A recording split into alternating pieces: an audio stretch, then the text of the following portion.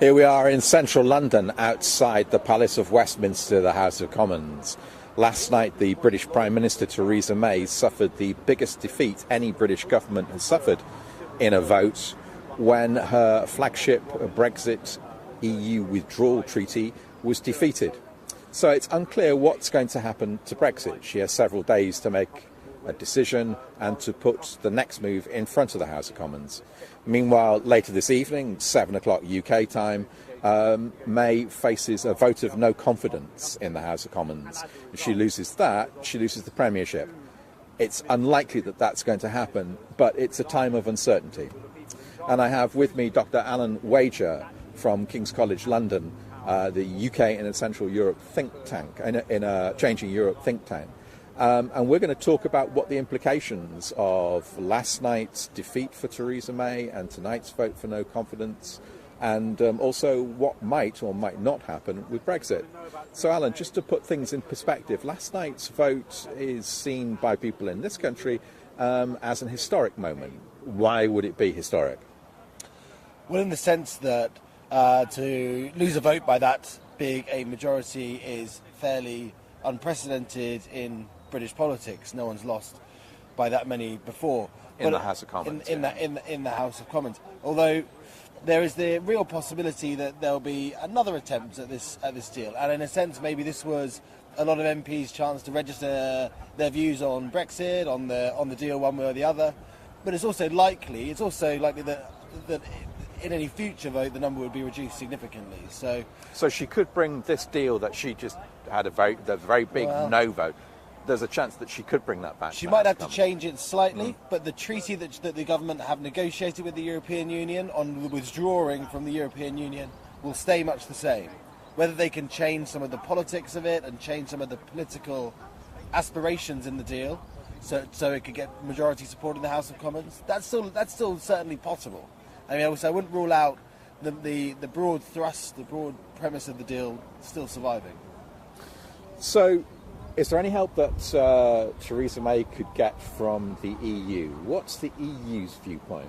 What they agreed with her is being rejected. Does that mean they have to change things? Do they have to do anything? Well, the EU, I think, see it as it's in the UK's court at this stage. They need to decide whether they want to pass the withdrawal agreement, this deal with the EU, as it currently stands, or whether they want to move to something different. I mean, so the EU aren't willing to change the treaty itself. They're willing to give more positive signals to Theresa May. I think there's some understanding after the vote yesterday that maybe some of the heads of state could help Theresa May a bit more in selling the deal to people. But other than that, I think the general view of the deal isn't going to change that much. And who's saying that? Is that the European leaders like Jean-Claude Juncker? Juncker, Barnier, and Angela Merkel. I think there was a lot of rumours yesterday that the German government might change their position in terms of the deal, or might try and push towards something that could get towards some more positive language that could get this over the line in the UK. So and when you say getting it over the line, it's hard to say what's going to happen even later on today, never mind what's going to happen next week. But what would be the chances of this deal coming back? I mean, it's still likely that at some point there will be a deal with the European Union and Britain will leave the European Union. That's still the most likely outcome from this sort of Brexit confusion at the moment. It still looks likely ultimately, at the end of the day, the referendum will be enacted. It's possible you could have something like a second referendum or something like this. That's entirely possible. That's what all the people here are campaigning for. But it's still most likely that the main aim of the Conservative government passing Brexit through the House of Commons will happen at some stage, despite this defeat yesterday. So how can that happen? There's going to have to be some kinds of changes, and yet, is there a majority in the House of Commons, or even in Theresa May's governing Conservative Party, to carry out a change that could get through the House of Commons? Well, Theresa May, as Prime Minister, hopes that if she keeps the clock ticking, waiting to the 29th of March, the date when Britain is set to leave the European Union, as it gets closer and closer, the numbers of those MPs that are currently voting against her will diminish and get smaller and smaller. And she knows that this is, in a sense, the only deal that can really be agreed with the European Union, unless we want to reverse Brexit. And most MPs in Parliament, they might have disagreed with Theresa May's deal yesterday, but they still ultimately don't support, at the moment, a sort of second referendum yet. So there are still some of the fundamentals, some of the political fundamentals are still actually in her favour, despite the fact of this vote yesterday. So you mentioned a second referendum there. That would be a second referendum on whether Britain should leave the European Union. Is that what it would be, or would it be a referendum on different choices of Brexit? It would have different choices, but it would also have the possibility of remaining. That's why there's some real confusion here, and what's going to happen to Britain over the next sort of 12 months, over the next 18 months. Is it possible that Brexit could be reversed? Now, this is still unlikely, but it is still possible, and that's what's creating a degree of sort of business confusion and so on, because people aren't really aware what the status quo will be in 12 months' time for Britain. So that vote last night, did the chances of Brexit being reversed become more likely after that vote? I think the chances of a no-deal Brexit, potentially, of Britain just leaving regardless of whether or not there's a treaty obligations, has increased, but also the chances of a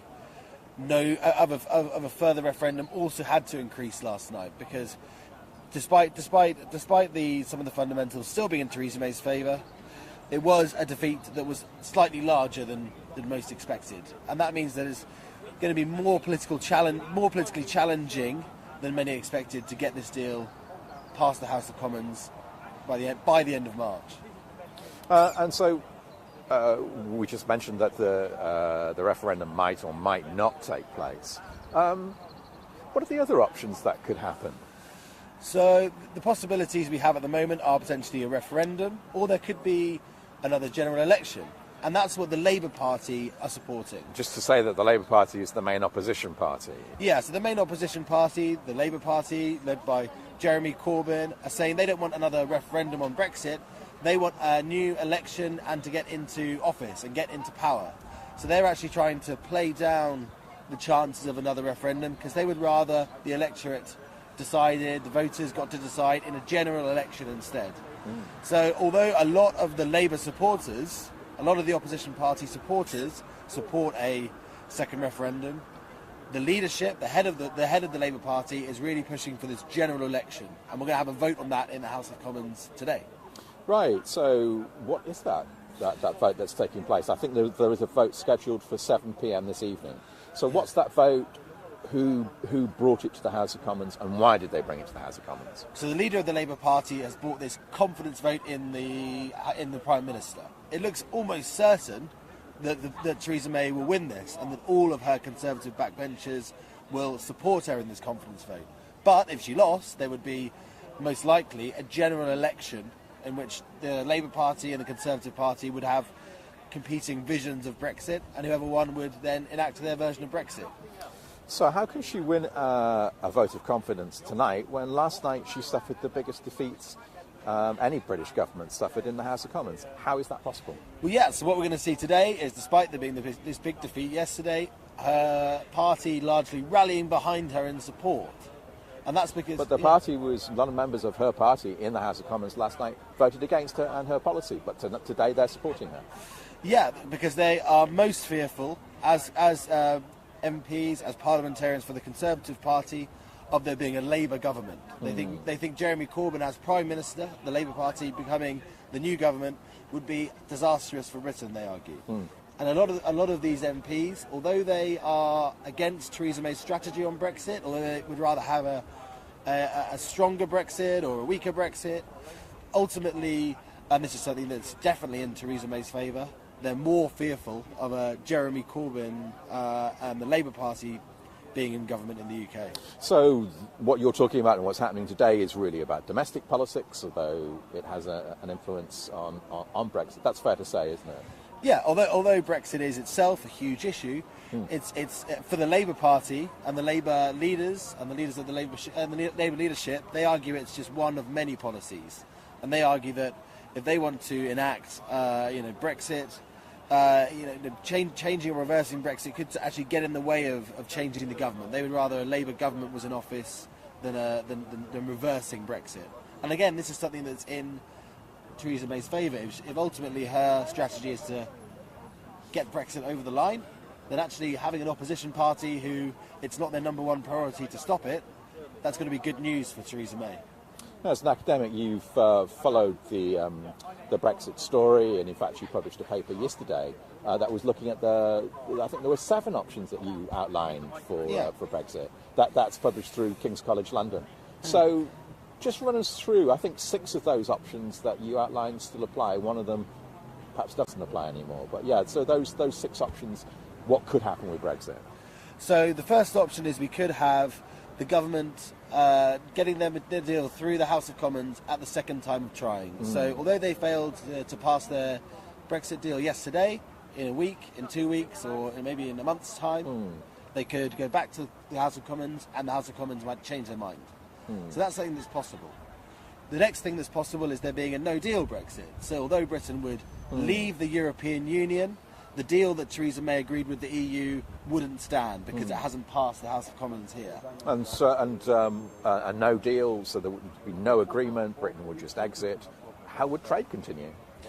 Trade would be diminished. It would be much more difficult to trade. There would be sort of an economic hit to the UK in the event of a no deal, just due to the uncertainty in the UK and due to the fact that a lot of the rules and regulations that govern the UK economy would no longer apply.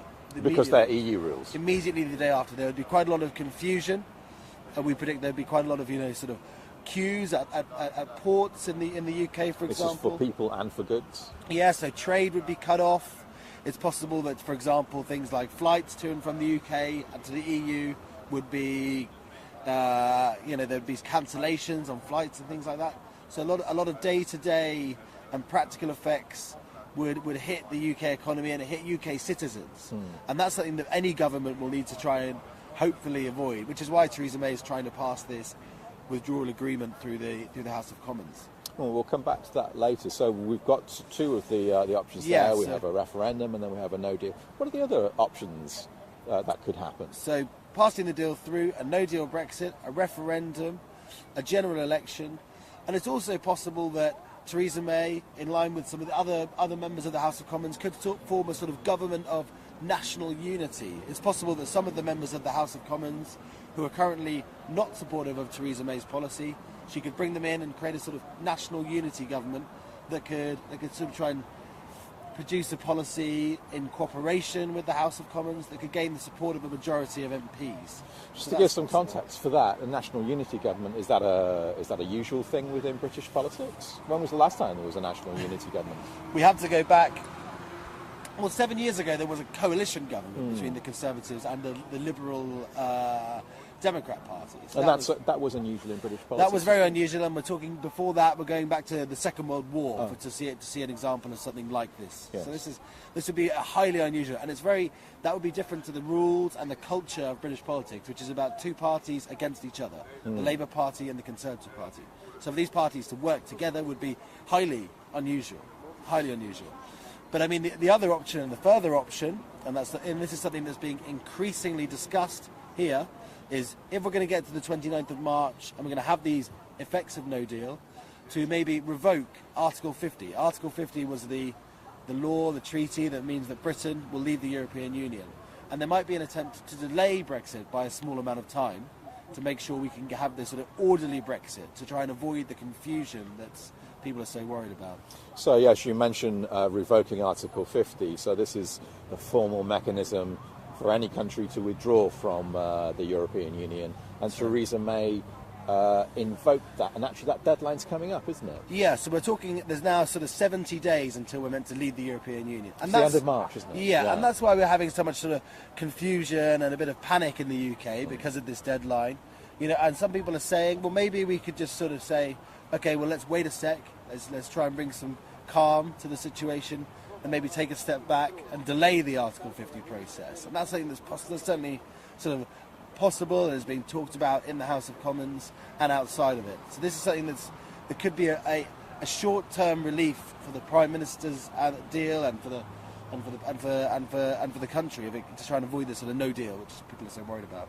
And there are two different types of no deal, are there not? There's one in which there's a longer discussion, and one in which there's that we would leave on March the 29th.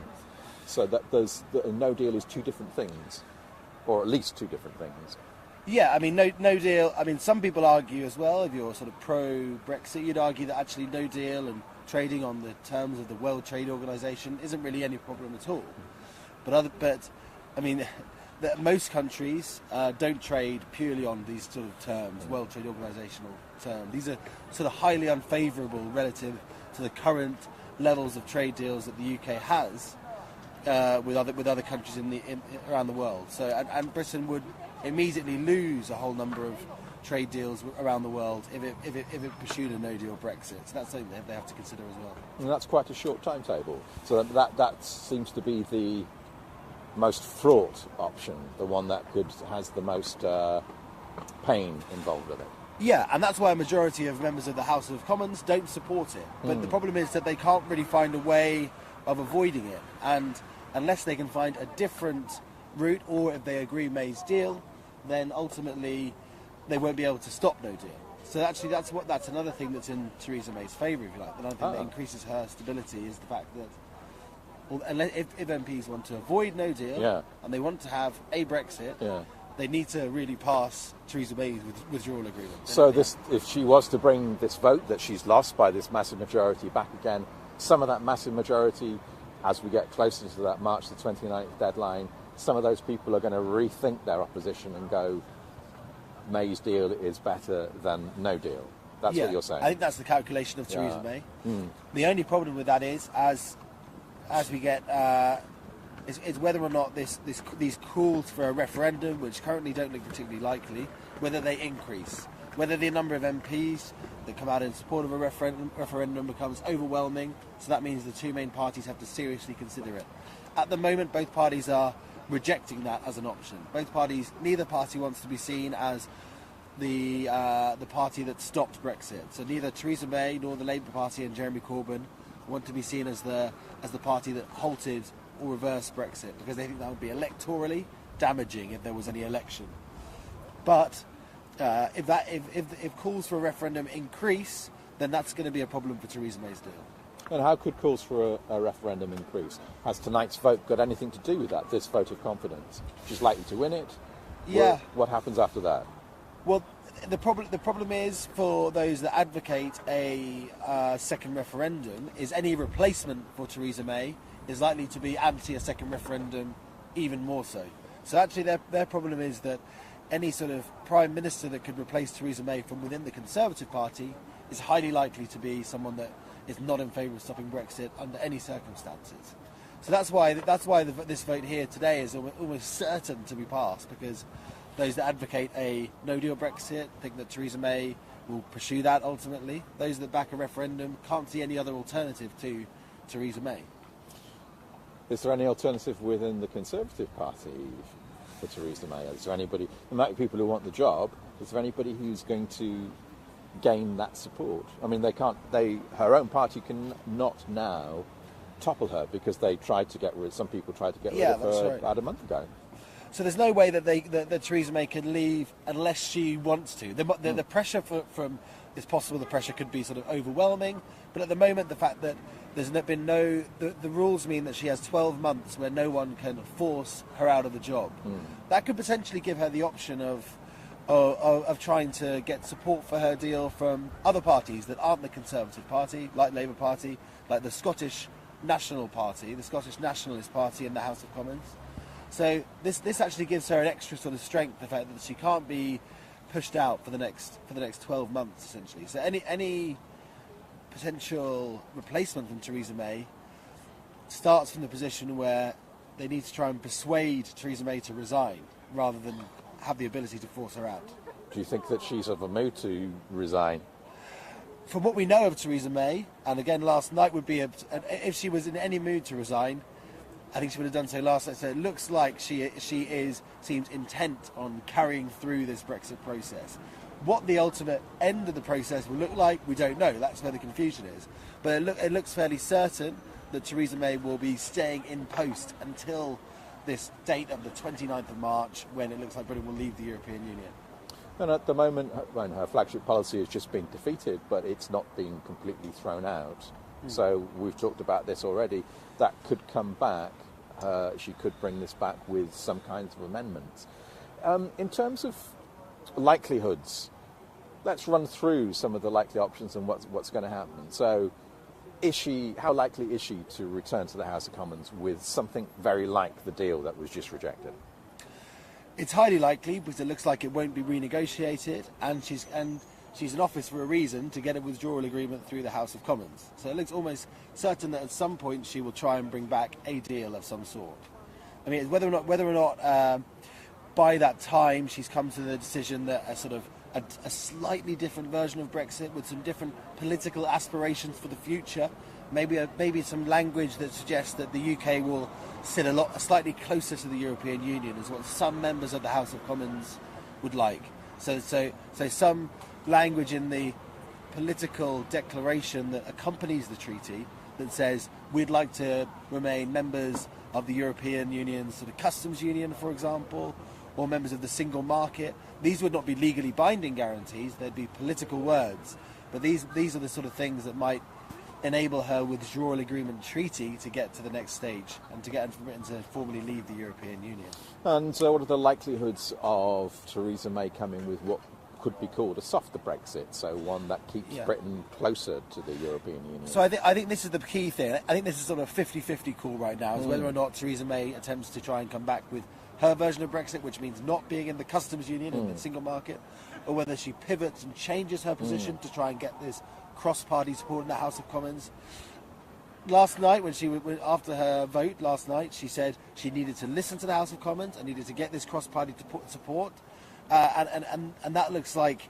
But the question is whether or not she will feel that she will be willing to cross her red lines in her negotiations to do so. She still wants to leave the customs union and leave the single market, and that language hasn't changed. She's talked about talking to other members of Parliament and so on, and talking about members of Parliament from across the House of Commons, but she hasn't yet changed her language to argue for example, staying in the single market or changing her policy to something that looks a lot more like Labour's. She's standing by her negotiating red lines. And what are the likelihoods of having something that's colloquially called a harder Brexit, which would be one where Britain leaves but with fewer or even no formal agreements? That's increased in likelihood over the last few days. As a result of the vote. As a result of this vote, the strength of feeling against it from within the deal meant that actually it's more likely now that this no deal will happen, because unless some deal is passed, as we said, the status quo, the legal status quo, given that the House of Commons passed laws setting this date of the 29th of March 2019 in stone, unless that changes, then that is the position. So Britain will leave the European Union potentially with no deal if her deal can't be passed through the House of Commons. So that every single day as we get closer to the 29th of March, the chance of no deal increases. Does that make Theresa May's position stronger every day?